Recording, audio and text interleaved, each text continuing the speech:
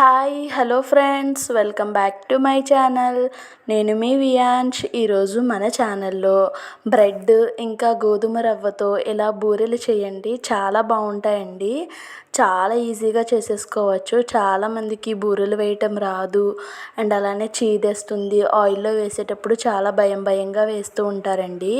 అంత పెద్ద ప్రాసెస్ కాకుండా చాలా సింపుల్గా ఇలా బ్రెడ్స్తో బూరెలు కనుక చేసుకుంటే చాలా టేస్టీగా ఉంటాయండి.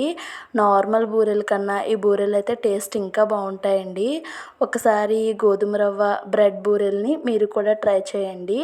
తయారీ విధానం చూసేద్దాం ఫ్రెండ్స్.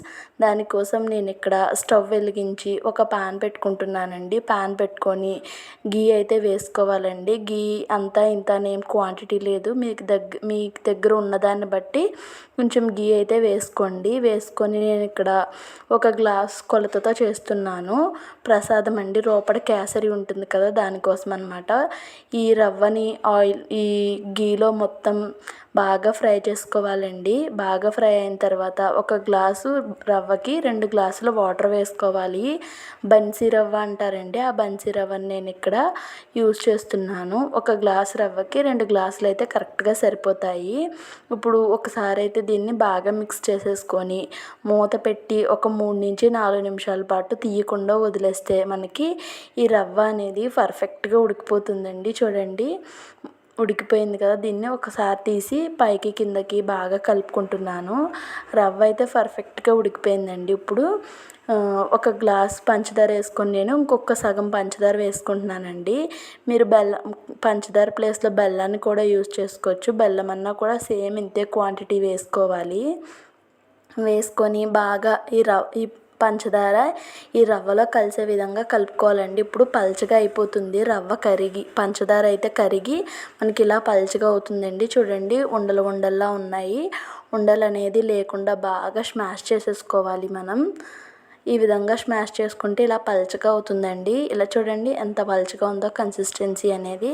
దీన్ని బాగా కలుపుకుంటూ ఉండాలి. ఇప్పుడు దంచిన యాలకులను అయితే నేను ఇలా వేసుకున్నాను. మీ దగ్గర పౌడర్ ఉన్నట్టయితే మీరు పౌడర్ అయినా వేసుకోవచ్చు. 5 నుంచి 10 నిమిషాల టైం అయితే పడుతుందండి. ఇలా దగ్గరికి అయ్యే వరకు ఉండాలి. ఇప్పుడు ఒక స్పూను గీ వేసుకొని దీన్ని మొత్తం కరిగే విధంగా కలుపుకుంటున్నాను. చూడండి, మనకి ప్యాన్ నుంచి సపరేట్ అవ్వాలండి ప్రసాదం అనేది. ఇప్పుడు స్టవ్ ఆఫ్ చేసి ఒక 10 నిమిషాల పాటు పక్కన ఉంచేసుకోవాలి. మనం వేడి తాకగలిగేంత హీట్ వరకు ఉన్నంత వరకు దీన్ని పక్కన పెట్టేసుకోవాలని. చూడండి, కొంచెం గోరువెచ్చగా ఉన్నప్పుడు దీన్ని ఇలా చిన్న ఉండల్లా అయితే చేసేసుకోవాలి. మీకు ఏ సైజులో బూరెలు కావాలనుకుంటున్నారో ఆ సైజులో అయితే ఉండల్ని ప్రిపేర్ చేసుకోవాలండి. నేనైతే మీడియం సైజులో ఇక్కడ మొత్తం అన్నీ కూడా బాల్స్ లాగా ప్రిపేర్ చేసుకున్నాను. ఇక్కడ నేను ఒక 9 to 10 బాల్స్ అయితే చేసుకున్నానండి. మిగతాది పక్కన పెట్టేసుకున్నాను. ఈ రెసిపీ కోసం నేనైతే ఇక్కడ మిల్క్ బ్రెడ్ యూస్ చేస్తున్నాను. మీరు శాండ్విచ్ బ్రెడ్ అయినా యూస్ చేసుకోవచ్చండి. దీనికి పక్కన ఉన్న బ్రౌన్ కలర్ పార్ట్ మొత్తం తీసేసుకుంటున్నాను. చూడండి, అంటే కలర్ అనేది అంత బాగుండదండి బ్రౌన్ కలర్ పార్ట్ ఉంటేనే మనకి. అందుకోసం నేను దాన్ని సపరేట్ చేసుకుంటున్నాను. బ్రౌన్ కలర్ పార్ట్ తీసేసి మొత్తం అన్నిటికి కూడా వీటిని అయితే బ్రెడ్ క్రమ్స్ కింద యూజ్ చేసుకోవచ్చండి. ప్రస్తుతానికి దీని పని లేదు, పక్కన పెట్టేస్తున్నాను. ఇప్పుడు ఒక బౌల్తో వాటర్ తీసుకొని వాటర్లో ఈ బ్రెడ్ని అయితే డిప్ చేసుకుంటున్నాను. చూడండి, డిప్ చేసుకొని మళ్ళీ ఇంకొక హ్యాండ్లోకి దాన్ని షిఫ్ట్ చేసి మనం వేళ్ళతో బాగా నొక్కుకోవాలండి. చూడండి, నేను చెప్పే కన్నా వీడియోలో చూస్తే మీకు క్లియర్గా అర్థమవుతుంది. ఉండనైతే మధ్యలో పెట్టేసుకొని ఫోల్డ్ చేసేసుకుంటున్నాను. చూడండి, మనకి ఎక్కడ కూడా లోపడి కేసరి అనేది రవ్వ హల్వా అనేది బయటికి రాకుండా మనం ఈ విధంగా దాన్ని బ్రెడ్తో క్లోజ్ చేసుకొని మనం చూడండి, నేను నొక్కుతుంటే వాటర్ అనేది పైకి వస్తుంది కదా, అలా వాటర్ వస్తుంది. ఏమీ కంగారు పడాల్సిన అవసరం లేదండి. అస్సలు ఎక్కడ కూడా బయటకు వచ్చేస్తుందనే టెన్షనే లేదు. చాలా ఈజీగా చేసేసుకోవచ్చు. ఇక్కడ నేను ఇదే విధంగా మొత్తం అన్నీ కూడా చేసుకుంటున్నాను. ఈ బూరెల్ని ఎవరైనా ఈజీగా చేసేసుకోవచ్చండి. మనకి పూర్ణం బయటకు వచ్చేస్తుందనే భయం లేకుండా, చీదేస్తాయనే భయం లేకుండా చాలా ఈజీగా చేసేసుకోవచ్చు. ఇక్కడ నేను మొత్తం అన్నీ ప్రిపేర్ చేసి పక్కన పెట్టేసుకున్నాను.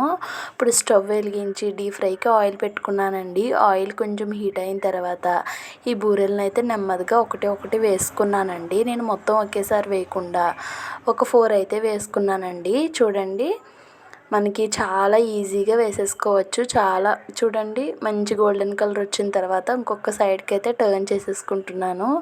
మనకి నార్మల్ బూరెలు అయితే ఎలాగుంటాయి సేమ్ అలానే ఉన్నాయండి. వాటికైనా ఇంకా కొంచెం సరిగా రావండి. ఇవైతే సరిగా వస్తాయా రావా అనే డౌట్ కూడా ఏమీ అవసరం లేదు.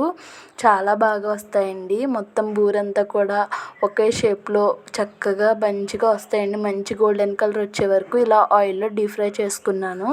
చూసారు కదా మంచి కలర్ అయితే వస్తున్నాయి కదండి. ఇప్పుడు వీటిని పక్కకైతే తీసేసుకుంటున్నానండి. చూడండి ఎంత రెడ్గా ఉన్నాయో ఎంత బాగున్నాయో చూస్తుంటేనే చాలా టెంప్టింగ్గా ఉన్నాయండి. ఇక్కడ నేను అదే విధంగా మిగతావి కూడా వేసేసుకొని వాటిని కూడా రెండు సైడ్స్ మంచి కలర్ వచ్చే వరకు ఫ్రై చేసుకొని తీసేసుకున్నాను. అంతే అండి, చాలా సింపుల్గా చాలా ఈజీగా బ్రెడ్ ఇంకా గోధుమ రవ్వ పూర్ణం పెట్టి బూరెలను అయితే చాలా ఈజీగా ప్రిపేర్ చేస్తానండి. ఈ వీడియో కనుక మీకు నచ్చితే ప్లీజ్ లైక్ చేసి ఛానల్ని సబ్స్క్రైబ్ చేసుకోండి. Thanks for watching my channel.